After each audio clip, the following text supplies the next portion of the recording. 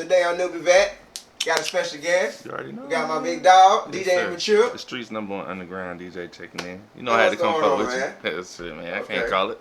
You got your hands in everything now, man. You doing the love and hip hop. Love and hip hop. That's going crazy in the street right now. Of course, I'm in the nightlife.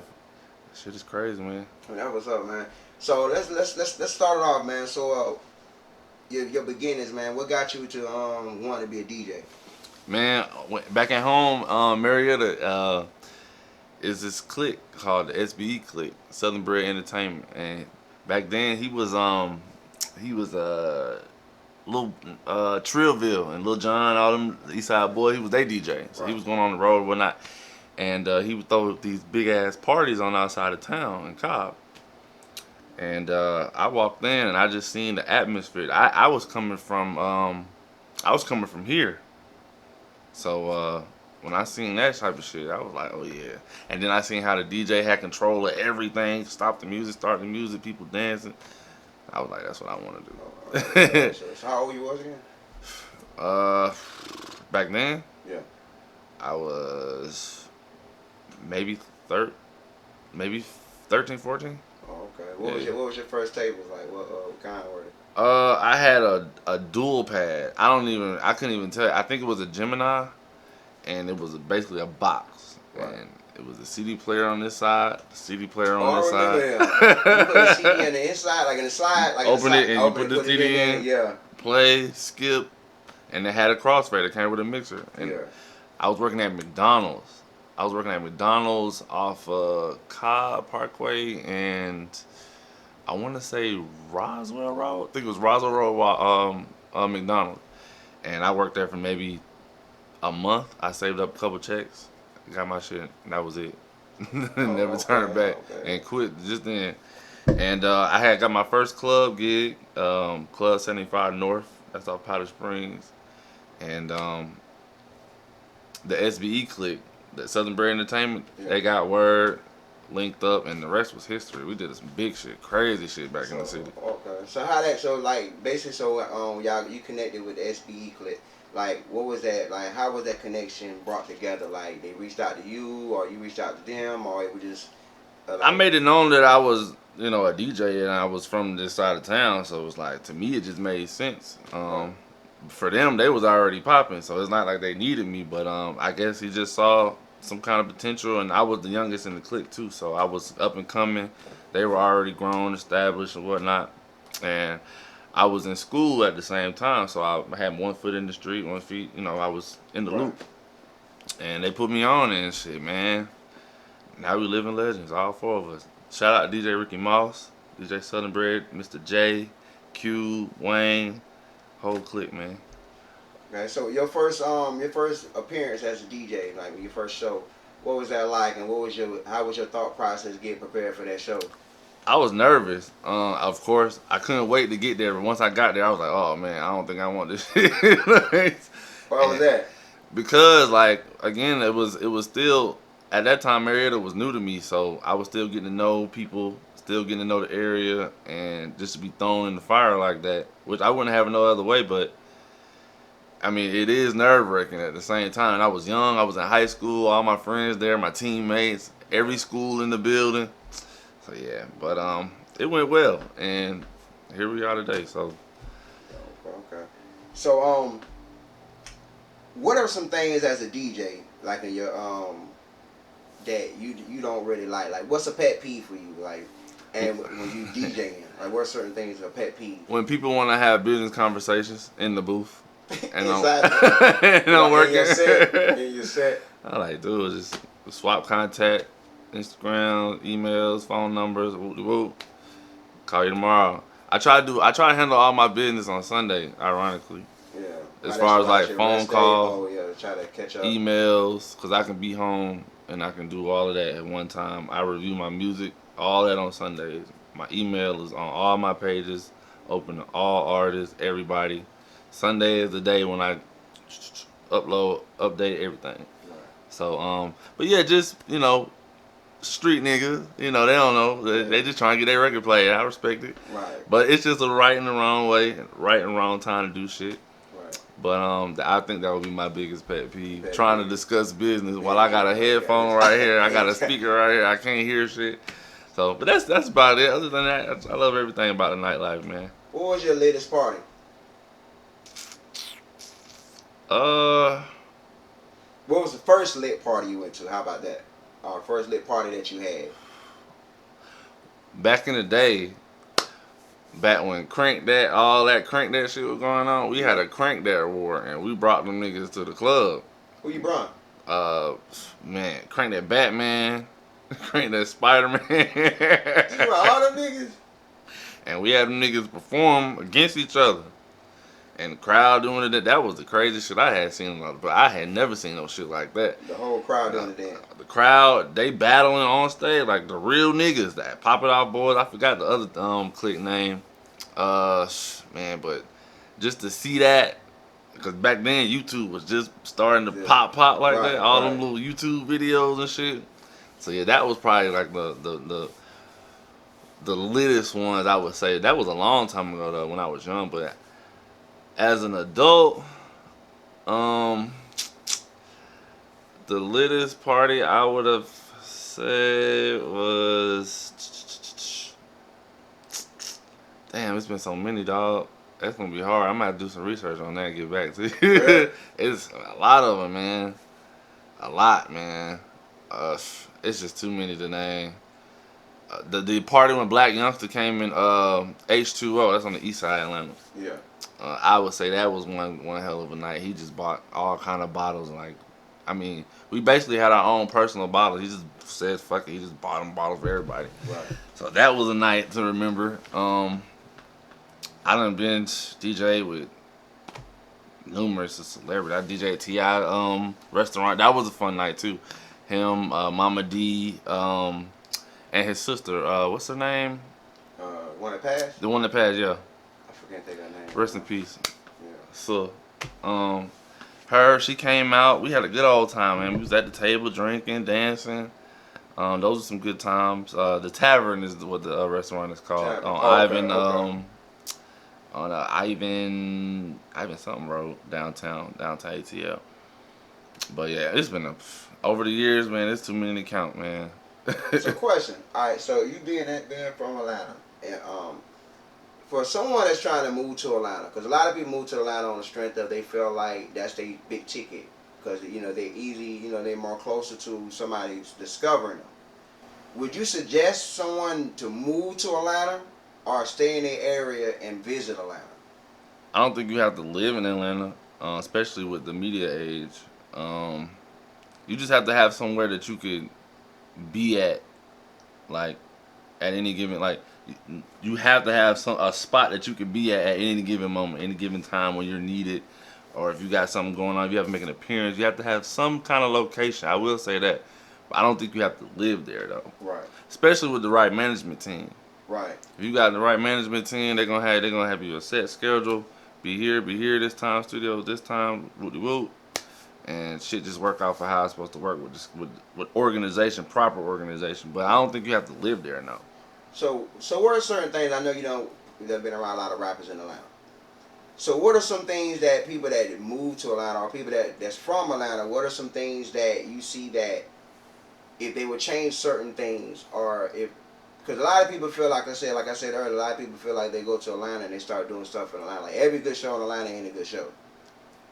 That's another thing. Because there'd be a lot of people that'll go from Augusta or come from somewhere and they go to Atlanta and they act like it's a big deal that they doing a show in Atlanta. And it won't be shit. And the show won't be shit.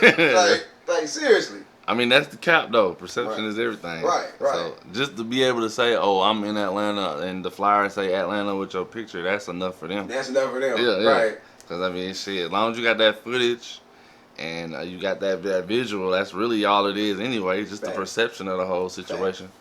Yeah. So, because you can make any type of, as long as you got a location where you can show your talent, if you spice it up right, market it right, you can make it look like you can open up for T.I.'s with them shit. Logos and shit.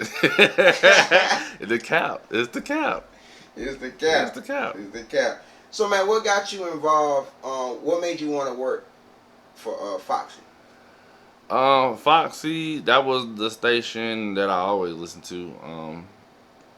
And all my boys was over there. Hayes, Nightmare, Vicky's over there. Shout out Vicky, shout out Miss V. And yeah, it just made sense. Right. The people, I already was comfortable with the people. I had already been around them for a long time. Hayes, big brother, shout out to him. So yeah, it just made sense.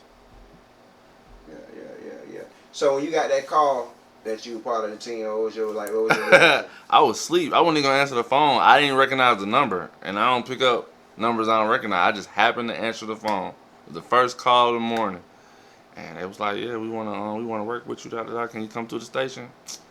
Man, I was at the station in 20 minutes. I'm talking about.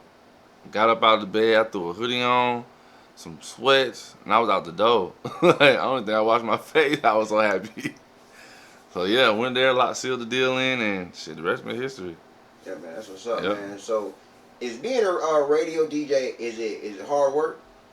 Nah, not with the technology that we got nowadays. I mean, probably back in the day when you was using CDs and shit, it'd probably be a lot of time consuming. But now, you don't have to show it no more. You can just send them in. Yeah. On some Drake shit, just send your shit in and get a check. Right. Well, we don't get no check, but right. Send your shit in and go on about your day. So, all right. So, I've been talking to a lot of artists, and a lot of artists they complain about the radio, like because a lot of people want their music played around 5 o'clock, 6 o'clock, 7 o'clock. Well, you and I both know that doesn't work like that. It doesn't work like that. But in the artist's mind, they feel like you know a lot of artists, so they feel like, and you got a lot of relationships with artists. So they'll feel like, well, damn, Immature ain't spinning me on the radio, or when you do have a time slot, not knowing that you can do that on your mix show. It depends on the station and who's running it. I've learned that because here it's really really strict. Why is it so strict? That's just how they run their spot. I don't know why they rules. That's just how they are. Like back at home, they want that kind of stuff, but again. The quality of the independent underground artists in Atlanta is so much higher. I mean, you got underground artists and underground rappers that got videos on major production sites and major channels on TV and stuff. Like, these people are big, but they still underground artists. Right. And the difference between an underground popping artist in Atlanta and an underground popping artist in Augusta. It's just, and then on top of that, like I said, the radio situation here, they run it differently. They don't really necessarily want that indie vibe because I guess on a business standpoint, it doesn't really make sense for them to. Yeah. It could be changed. Do they want to change it? Probably not. They're just gonna do what they used to, which is cool. But that's just what it is. It's also about how much money they can gross from it, income too, right? It's always about money. Right. It's always about money. Right. Can't make no money playing on indie artists. That's how they feel. Yeah. So, I mean, that's just how it's gonna be. Yeah. Atlanta, they have a way of being able to market that and being able to get whatever they're gonna get off of it. They have a way that they can structure that into their everyday broadcasting, and they allow their jocks and they allow their DJs to be a little bit more creative, a little bit more out of the box, a little bit more radical. So it just depends on the station, where you at, who running it, and I mean, they just run it how they want to run it. You just gotta abide by the rules. So it ain't really the DJ fault, or it ain't because you're a whack artist. It's just we got guidelines we gotta follow too, and if we want to keep playing on the radio, we better follow them. Right. So that's just how that is. It ain't nothing personal, definitely. Cause there is some hot shit out here now. Yeah. I done heard some shit like the artist Thumper. Thumper. I like Thumper. Shout out Thumper. Shout out Thumper.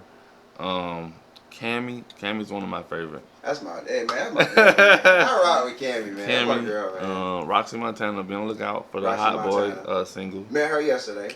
Yeah, yesterday. Raw through yesterday. Roxy. It's a lot of female talent out here. Noonie Cyrus. So you think a lot of the female talent in Augusta get overlooked? Yeah. Okay, when they talk about rappers down here, they don't never really include females. And it's crazy because the females is the one that got the They material. got the material. just crazy, man. Like, Cammy, she got the visuals on. She's got mixtapes, singles dropping. Every day I see something from Cammy. Like she goes so hard. Right. She worked like 3-4 times harder than the top 3-4 niggas. Top three guys that's got the But Thumper, I like him. I like Luwop, Lucci Luwop, Cash County. I fuck with him. Cash County Lit. Huh? Is it Cash County Lit on social media? It could be. I know his Facebook is Lucci Luwop. One of them at least. Right. He got some hot shit. He made some hot shit. He got some hot shit. Quezzo. OG Ghost. Yep. OG Ghost. My nigga. I've been waiting on OG Ghost interview for the past 6 months. I just seen that fool the other day. I'm trying to remember where we was at. It might have been the show. Fujiano. Probably so. It probably was.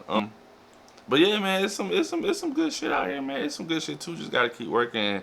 And like I said, just because you can't get your song on the radio here doesn't mean you can't get it there or here or here or here. You know what I'm saying? So it's always good to try to network with all radio DJs, not just me, not just Hayes, not just Zell, but everybody. Because there's no telling where you can get your shit to land off at. Right. And then you really, radio ain't got to be the first place you aim at. Like, you got so many ways to blow up without radio. Radio just be the add-on that brings more income in for you, be that national play. Yeah. But that come on the back end. That come on the back end. Yeah. Right. So it's like you can make your upfront money now, really just. But they don't know that, and a lot of them out here working for themselves too. So it is hard. But when you got somebody like a good solid manager that's been around and experienced and got connects, it's a lot easier. Oh yeah. But them hard to find too. So it's like there's a lot of janky people that do it on the strength of extorting the artist. You know what I'm saying? It's a lot of artists in Augusta that don't want to sign with people, don't want to even do it because they done had a lot of bad run-ins with a lot of. I hear about stuff like that too. I hear a lot about that. Yeah. I heard a lot of stuff, but I just try to give people the benefit of the doubt. I want to work with as many people as possible. Me too. And I don't understand that about here, that people will not work with each other. It's like it's certain little cliques on certain little sides. They do their business. They do their business. I'm like, damn, you put all that shit together, that should be crazy. Right. But for whatever reasons, I mind my business, but I don't know what it is, but I just feel like if everybody just put in something in the pot and collectively put that shit together, we could do some major shit here. Major shit, right. Major shit. And people don't have to leave the city to do that, because there's a lot of profit that can be made in this place. Nope. Here. And you ain't got to leave the city, because we got everything in the city. Y'all see this production? Everything. We got all the tools you need to blow somebody here specifically. Right. So it ain't really no excuse. Right. Not being able to get your radio spent, your song spent on the radio, that ain't no excuse for why you can't come out of the city. Right. So. Exactly. Yeah, man. So. That's facts. Yeah, that's fact. That's fact. So, man, my boy Simp till I cool. What's up, Simp? Lost Planet. Part of them. That's my partner, man. So, yeah, you said y'all been rocking for a while. Man, dog, I knew him. Damn, I can't even remember. As far as I can remember, 2000. We talking about way back, man. I can't even remember. Early 2000s though. Damn. Over a decade. Yeah, definitely. How y'all met? I met Simp through DJ Dollar. DJ Dollar, shout out Dollar. DJ Dollar, yep. Shout out Dollar. Yep. The Camp Boys. And it's crazy because we all working together now. We all coming up at the same time. We from the same small little circle. Right. Same small little circle. Kid Joe's actually from there too. Oh, from Harlem? Yeah. For real? He went to Harlem High School. I went to Harlem High School for a year. And that's how I got to... Met everybody in that area. Mm-hmm. And then I would come here on the summers to visit... I had some cousins, Sanjay... Jamal, Bianca, Chantel, shout out to all of them. And I would come and I would stay with them for the summers.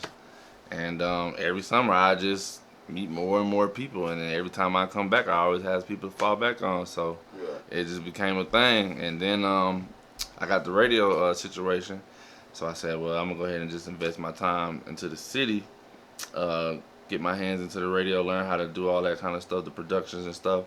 That's what I really want to do, and I want to make beats. Right. So just trying to surround myself with the right people, and yeah, and I'm here. So I'll be here at least. And then the COVID came. Right. So ain't no telling how long I'll be here now. But right. I gave myself a 2-year window. Down here? Yeah. Right. Mm-hmm. Okay. Then you'll go back to Atlanta. I'm gonna go back home and make it do what it do. Right. So that's what's up, man. I feel that because, like I said, you're not from here, and that would be kind of crazy because it be the people that's not from here that do a lot for the people here. They're the ones that's like originally from here that don't really bring back stuff to the city. Like I'm not from here, but I bring an ass of elements to the city. You know what I'm saying? And it's like more than the ones that been here. Which is crazy. This is crazy. You know what I'm saying? It's not no knock or nothing on nobody, but it's just the fact of when it's all about trying to build unity. Do you think it takes somebody from the outside to come in the city to unite everybody together? Or you? Because there's only one place I know that's united. That's kind of Houston by. They are well connected. They connected, you know. Jay Prince. And they all talk about that. Right. How Houston artists always show love to each other. Right. I mean, I just feel like there hasn't been that one person. I don't even think P Nice from here. No, P Nice ain't from P Nice from Virginia, I think. Yeah, I don't. Something like that. Shout out P Nice. Ugly Money. Ugly Money. Ugly Money meets. Ain't what it takes. Hey, I don't think it takes somebody to not be from here. I just think they haven't had that one person that can provide what like shit that you can provide. Like you're a talented person. There's not many people that can do what you do. There's not many people that can do what I can do. Right. So they just haven't had that one person with that collectivity, if that's a word. Yeah. That collectivity of talent and skill and knowledge to put that shit together to be able to give back. Right. So I just think they just haven't got that one person to emerge. But right. I wouldn't even say I'm not from Augusta. I was in Augusta before I was in Atlanta as a kid. Right. I just grew up in Atlanta. Right. So Augusta was always my second home. Right. So I guess I'm as close as it gets. Right. Yeah, man, for real. That's what's up, man. So, all right, man. So before we slide off on NewbieVeT, my man. NewbieVeT. Any love you want to shout out? Man, I want to shout out my mama. Hey, mama. I want to shout out my castmates. Love and Hip Hop. Make sure y'all be on the lookout. Sundays, 8 o'clock Eastern Time. Check in exclusively on YouTube TV. Make sure you subscribe to J.Paul too. Yeah, man, most definitely. Oh, Instagram, DJ Immature ATL. Follow that. Yeah, I'll follow you right back. Everybody that hashtag NewbieVeT on any of my pictures, I'm gonna follow you right now. I'm gonna follow you immediately. DJ Immature on Facebook. Let's get it.